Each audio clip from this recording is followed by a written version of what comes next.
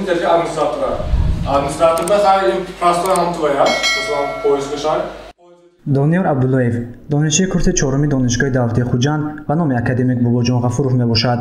Ӯ 4 сол мешавад ки аз рӯи ихтисоси амнияти компютерӣ таҳсил мекунад. Баъд аз эълон кардани курси кӯтоҳмуддати барномасозӣ дар мактаби IT-ран барои санҷидани дониш ва такмили он ҳуҷҷаташро супорид. Имрӯз 4 моҳ мешавад ки таҳсил дорад. Бо кӯмаки устодон дар муддати 1 ҳафта барномаи онлайн силоварро сохтааст.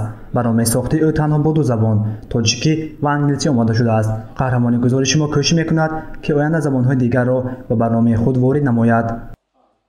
Дар IT-ран курси PHP яъне тарафи бэкэнд разработчикро мехонем.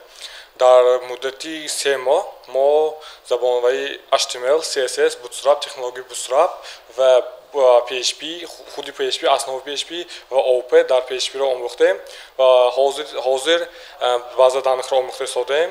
Дар оянда мақсади дар инҷо омаданам Laravelро омӯхтан, боз Lumen баъз тарафи фронтам низ ёд гирифтан.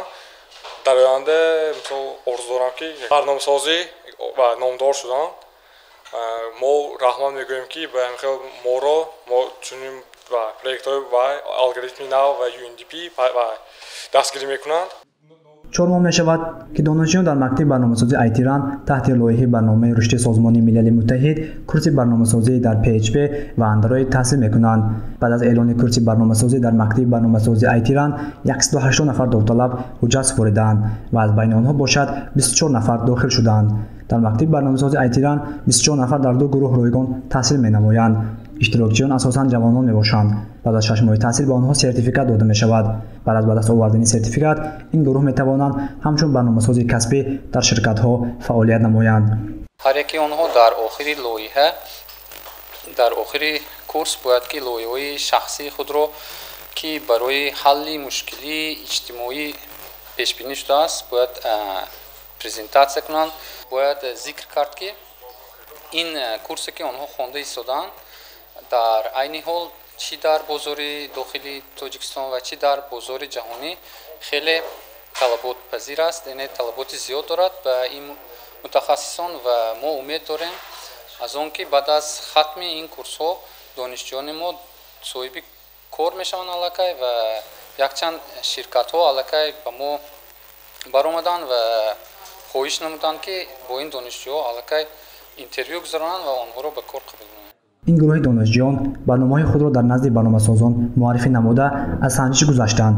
ҳар яки онҳо ният доранд дар оянда барномасози беҳтарин шуда дар рушди барномасозӣ дар Тоҷикистон хизмат намоянд.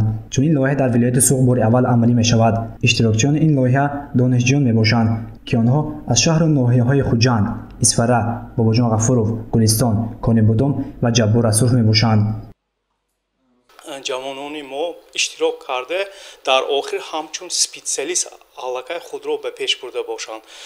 чӣ хеле ки медонед ин курс дар давоми 6 моҳ гузаронда мешавад ва дар ин ҷо на танҳо теоретически гуфтагузорӣ мешавад дарсҳо, балки қисми практически ҳам ҳаст.